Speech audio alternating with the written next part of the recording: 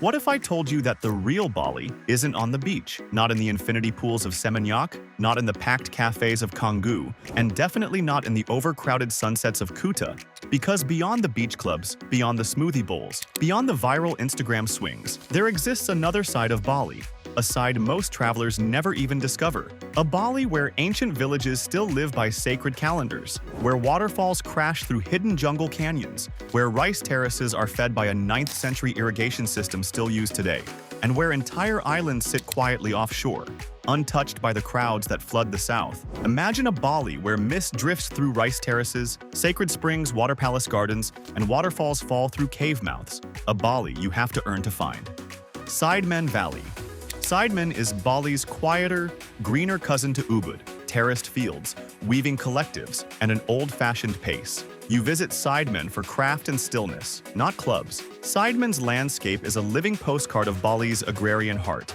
Walking its trails lets you see Subak irrigation at work, farmers tending paddies, and local women weaving the signature ikat textiles that carry myth and pattern across generations. The valley preserves traditional farming rhythms and weaving techniques that predate mass tourism here. Much of Sidemen's charm comes from families who still live by seasonal planting cycles and ceremonial offerings, a daily mix of labor and ritual.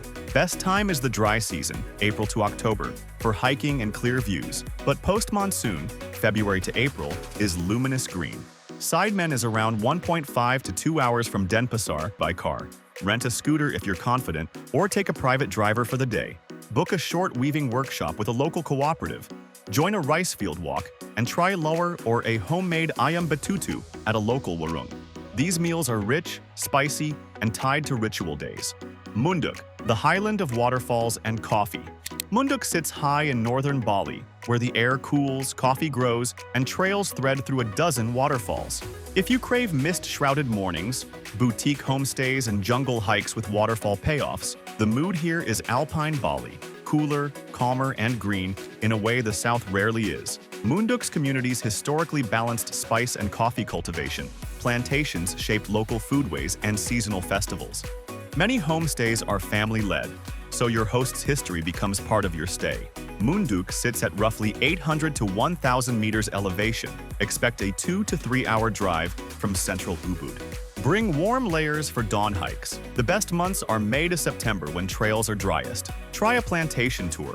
You'll learn how Kopi Luwak and Robusta Arabica are differentiated here. And sample locally made Sate Lilit or Bebek at a village warung. Trails can be slippery after rain. Sturdy shoes and a local guide for the trickier waterfall treks are recommended. Sekumpul Waterfall, Bali's most dramatic cascade. Sekumpul is not a single waterfall but a set of towering falls hidden in a canyon, raw, wild, and worth the effort. The payoff is epic. Multiple waterfalls, steep jungle amphitheaters, and near silence broken only by falling water. For photographers and hikers, it's Bali's big moment nature scene. The walk into Sekumpul threads through small mountain villages that practice rice farming and maintain local water temples. These falls have long-fed local rituals tied to rice cycles. Sekumpul is technically remote. Expect a winding 30-minute descent from the parking area and a 30 to 45-minute hike. Most travelers go with a private driver or a guided tour. Early morning goes light on crowds and on heat. If you want precision on directions and trail notes, local travel guides and dedicated Sekumpul pages are the best up-to-date sources. After the hike, refuel with nasi campur at a local roadside stall. Simple, hearty, and always lovingly prepared. The path has uneven steps and river crossings. Use local guides when in doubt and avoid swims during heavy rain. Tukad Chepung, waterfall with the sunbeam. Tukad Chepung is the waterfall you've seen on feeds where sunlight slices a cave into a ring of light. It's a small, cinematic miracle. The unique feature is the light shaft that hits the falling water at morning hours, producing a surreal glow. It's as cinematic in person as in photographs. Only the cave entrance keeps crowds contained, so plan timing. This waterfall sits in a sacred river gorge. Local people treat such river caves with respect, and offerings are sometimes seen along the road. The site is a micro-example of Bali's fusion of landscape and spirituality. The best time to catch the famous beam is roughly 9 to 11 a.m., depending on season and cloud cover. Earlier avoids the largest crowds. Access requires a short hike and some scrambling. There's a modest entrance fee at many of the access points. Combine Tukad Chepung with nearby coffee plantations and a stop at a local warung for kopi tubruk and banana fritters. Jatilui Rice Terraces. Jatilui is Bali's sweeping rice terrace plateau, a living, walkable example of the Subak water management system that shaped Balinese culture for centuries. The terraces spread like a green ocean. Walk the marked trails to feel scale, and listen for choirs of birds and the distant clack of farmers at work. Jatilui is part of the UNESCO-listed Subak system, a communal irrigation tradition that blends ritual and agriculture.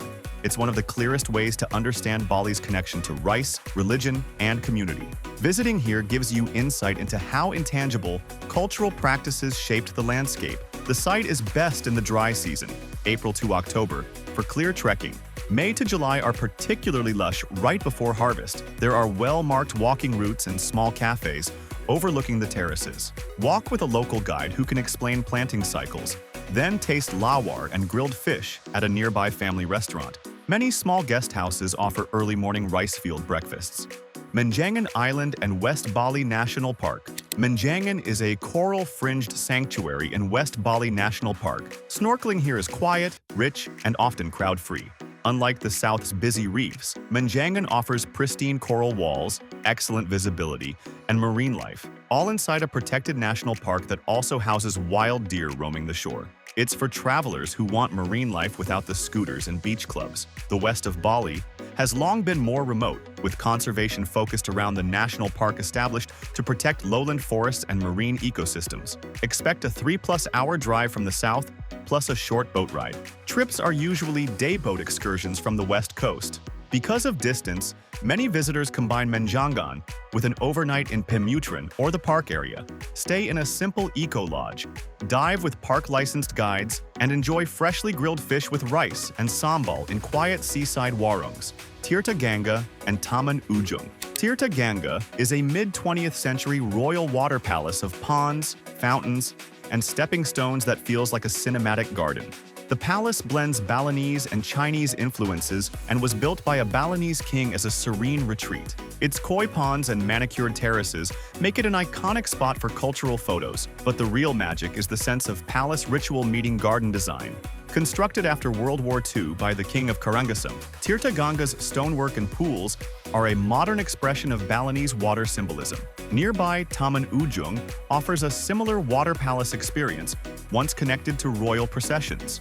Both are in East Bali, Karangasem region. They pair well with a day of East Bali exploration. Amlapura and local temples. Early mornings are cooler and less crowded. Spend time feeding the koi, try swimming at the spring pools in designated spots, and taste East Bali staples like bubur injin or coastal fish grills. If you loved this deeper Bali tour, Rome Relish wants to know which place surprised you the most. Comment below and tell us where we should go next. Subscribe now for a playlist that turns these hidden gems into real itineraries.